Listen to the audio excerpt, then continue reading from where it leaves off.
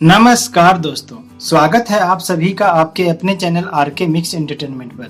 दोस्तों, करवा चौथ के बाद कार्तिक मास की कृष्ण पक्ष की अष्टमी को माताएं अपनी संतान के लिए अहोई अष्टमी का व्रत रखती हैं।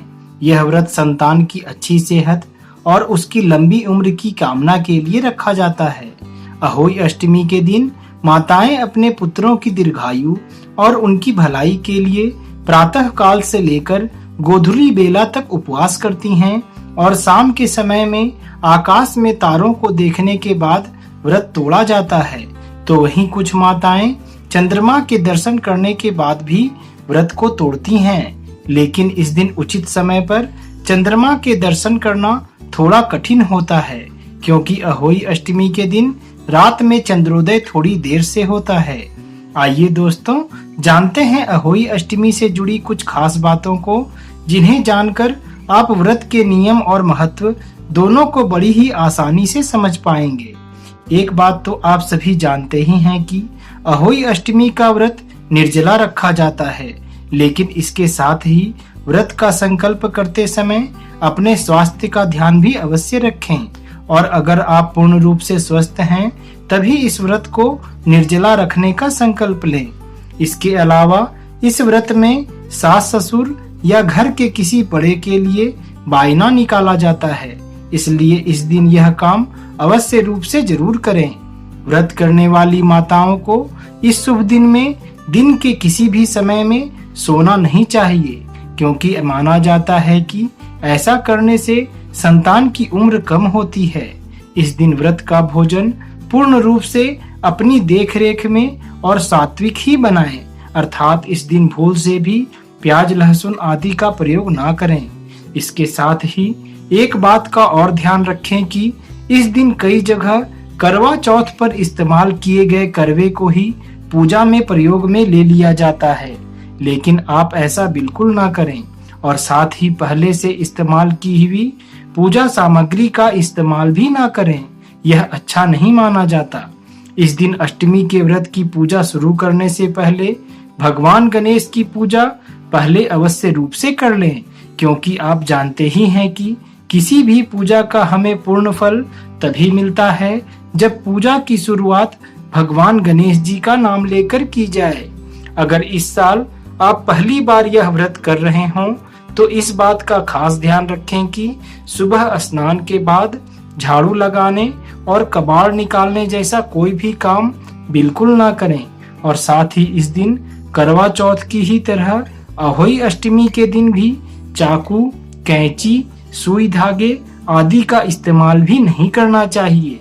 इस पावन व्रत को करने वाली सभी माताएं इस बात का अवश्य ध्यान रखें कि अगर आपके संतान के वैवाहिक या पारिवारिक जीवन में किसी भी प्रकार की बाधा आ रही हो तो आप इस शुभ दिन में अहोई माता को गुड़ का भोग लगाएं और उन्हें एक चांदी की चेन अर्पित करें, एवं मां पार्वती के मंत्र ओम ह्रीम उमाय नमः का 108 बार जाप करें, और प्रसाद के रूप में अपनी संतान को गुड़ खिलाएं और अपने हाथों से उसके गले में माता को अर्पित की हुई चेन पहनाएं और उसके सर पर हाथ रखकर आशीर्वाद जरूर दें।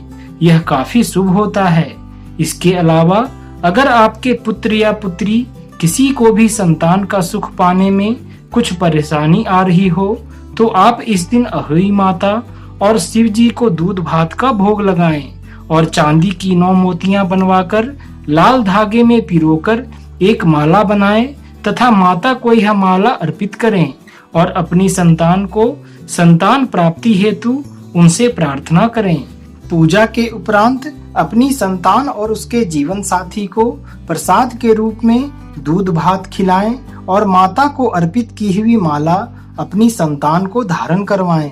आप सभी माता पर पूर्ण विश्वास रखते हुए उनकी विधि विधान से पूजा संपन्न करें। आपके जीवन की सभी कठिनाइयां और परेशानियां माता के आशीर्वाद से जरूर समाप्त होगी।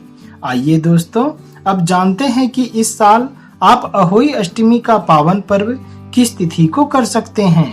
इस वर्ष कार्तिक मास में कृष्ण पक्ष की अष्टमी तिथि 4 नवंबर 2023 दिन शनिवार को है।